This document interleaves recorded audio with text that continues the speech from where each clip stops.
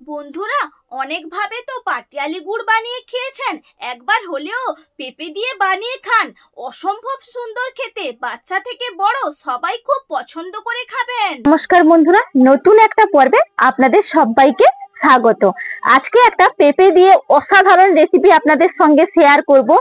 আপনারা বাচ্চাদেরকেও খাওয়াতে পারবেন, বড়রাও অনায়াসে খেতে পারবেন, বা যেটা তৈরি করব সেটা খেলেও শরীরের পক্ষে খুবই ভালো হবে। যেসব বাচ্চারা হয়তো দেখবেন পেঁপেটা খেতে চায় না, তারা কিন্তু একটু মিষ্টি মিষ্টি লাগলে একদম চেটে পুটে খেয়ে নেবে। তাহলে চলুন আমি কি করে বানাই, আপনারা পুরোটা জুড়ে থাকবেন। আর যদি ভালো লাগে বন্ধুরা, তাহলে চ্যানেলটা সাবস্ক্রাইব করে রাখবেন আর লাইক করে পুরো আমার পাশেই থাকবেন। চলুন তাহলে। দেখুন, একটা পেঁপে নিয়েছি, পেঁপেটা ধুয়ে একদম পরিষ্কার করে নিয়েছি। এরকম একটা বড় সাইজের আমি পেঁপেটা নিয়েছি, এটা কেটে নেব।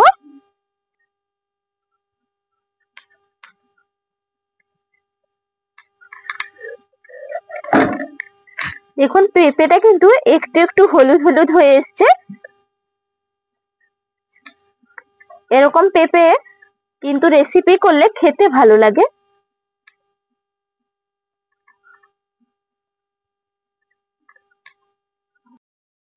দেখুন, এইভাবে ছোট ছোট টুকরো টুকরো করে আমি কেটে নিয়েছি।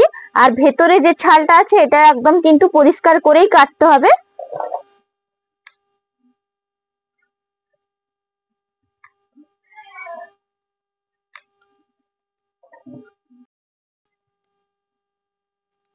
দেখুন, পুরোটা আমার কাটা হয়ে গেছে, একদম কুচি কুচি করে কেটে নিয়েছি। এরপর একটা জামবাটির মধ্যে তো জল আছে, জামবাটির মধ্যে ধুয়ে নেব। দেখুন, ভালো করে একদম পরিষ্কার করে ধুয়ে নিয়েছি। এরপর আমি জলটা ঝেড়ে কিন্তু একদম বোলের মধ্যে নিয়ে নিচ্ছি। এটা ভালো করে পেস্ট করে নিতে হবে। দেখুন, বোলের মধ্যে নিয়ে নিয়েছি। এরপর ঢাকা চাপা দিয়ে দেব। এর মধ্যে কিন্তু একটুও জল ব্যবহার করিনি। এরপর ঢাকা চাপা দিয়ে দিচ্ছি।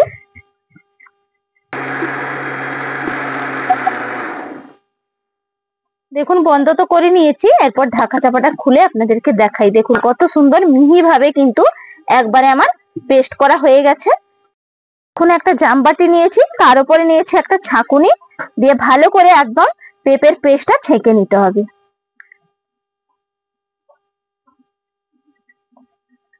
দেখুন, এই যে টপ টপ করে পেঁপে থেকে যেই রসটা বেরোচ্ছে এটাই কিন্তু আমার লাগবে। আর ওপরের কাপটা কিন্তু আমি নেব না, এইভাবে চেপে চেপে একটু বের করে নেব।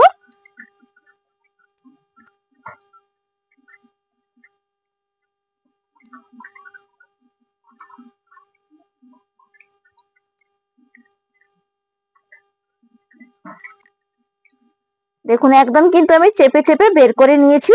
আর কতটা দেখুন পেঁপে থেকে রস বেরিয়েছে। গ্যাসটা ধরে কড়াই চাপিয়ে দিয়েছি। এখানে নিয়েছি আমি 1 বাটি চিনি। এই চিনিটা কড়াইয়ের মধ্যে দিয়ে দেব। এরপর একটু নাড়াচাড়া করে নেব, একদম আঁচটা হালকা রেখে। দেখুন, চিনিটা কিন্তু গলা শুরু হয়ে গেছে, একটু নাড়াচাড়া করে নেব। এটা কিন্তু হালকা আছে, একটু ক্যারামেল তৈরি করে নেব। আপনারা চাইলে কিন্তু বাতাসা দিয়েও করতে পারেন। যেহেতু আমার কাছে চিনিটা ছিল সেই জন্য আমি চিনি দিয়ে করলাম।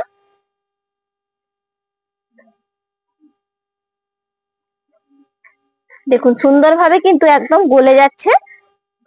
আর একটু কালার এলেই কিন্তু আমি বন্ধ করে দেব।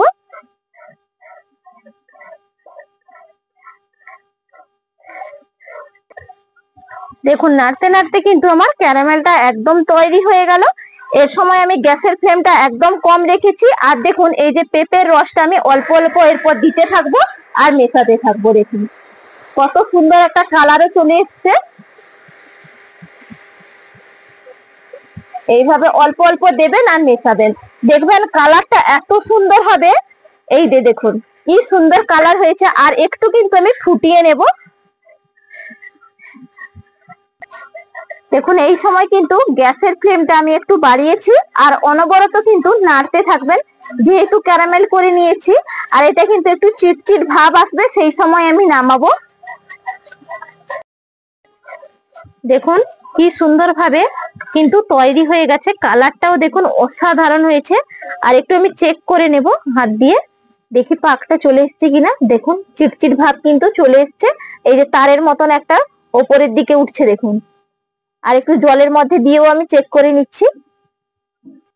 একটু জাম বাটির মধ্যে জল নিয়েছি, জলের মধ্যে দিয়েও চেক করে নেব।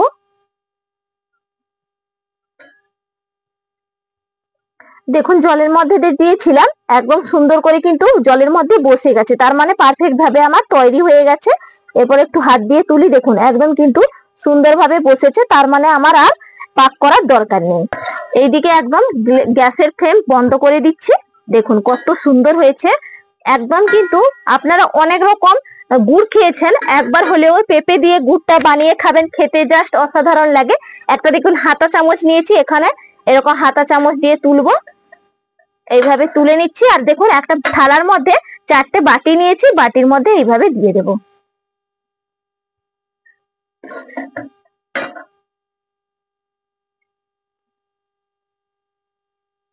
প্রত্যেকটা বাটিতে আমি সমানভাবেই দিয়ে দিচ্ছি।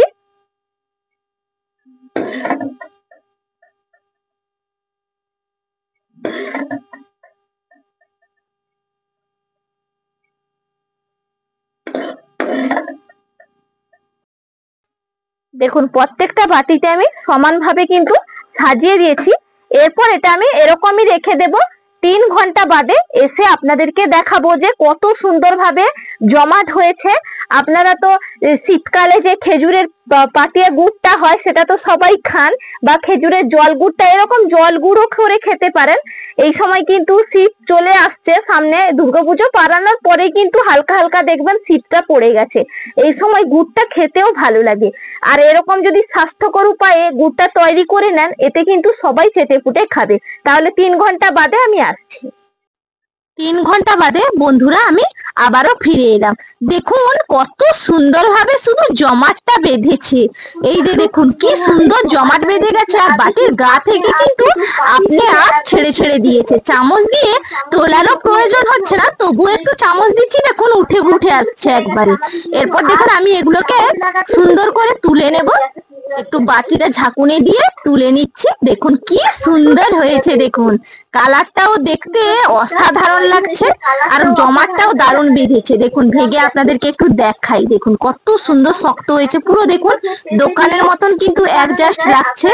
এইভাবে অবশ্যই আপনারা বানিয়ে ফেলতে পারেন। যেসব বাচ্চারা একটু খেতে চায় না পেঁপে, তাদেরকে এইভাবে বানিয়ে দেবেন। প্রত্যেকটা দেখুন সুন্দরভাবে কিন্তু উঠে আসছে, কোনোটাই যে উঠেনি এরকম কিন্তু না। কত সুন্দরভাবে পাক দিয়ে করেছি বলে সুন্দরভাবে হয়েছে, প্রত্যেকটাই অসাধারণ ভাবে উঠছে। দেখুন আমি মোট 4 পিস বানিয়েছিলাম, আপনারা চাইলে কিন্তু বেশি করেও বানিয়ে রাখতে পারেন। আপনাদেরকে তো দেখালাম কত সুন্দর ভাবে তৈরি করেছি। দেখুন একদম তো বানিয়ে নিলাম, কিভাবে আপনাদেরকে পুরো প্রসেসটা দেখিয়েছি। আশা করি সবার ভালো লাগবে। ঝটপট করে কিন্তু সবাই বাড়িতে এইভাবে বানিয়ে ফেলবেন। তাহলে আজকের মতন এখানেই পর্ব শেষ করছি। আবার আপনাদের সঙ্গে আমার পরের ভিডিওতে দেখা হবে। সবাইকে অসংখ্য ধন্যবাদ।